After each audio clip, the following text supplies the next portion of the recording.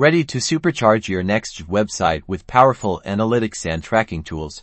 Let's dive in and learn how to seamlessly integrate Google Tag Manager, or GTM, into your project. First things first, head over to Google Tag Manager and create an account. You'll then create a new container specifically for your website. Think of this container as your central hub for all your tracking needs. After creating your container, GTM will instantly provide you with key snippets of code. These snippets are critical.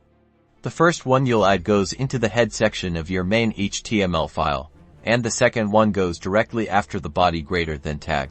In Nextjs, you can often find this area in your _documents file, or in your layout component depending on your project structure. Copy the first GTM snippet to the head section to ensure everything works properly. Now, let's place the second snippet right after the opening less than body greater than tag to ensure quick data loading. This code is essentially GTM's bootloader. Place the second snippet to start tracking your app and ensure you open up the data collection. Finally, to truly unleash GTM's power, start pushing DataLayer Events.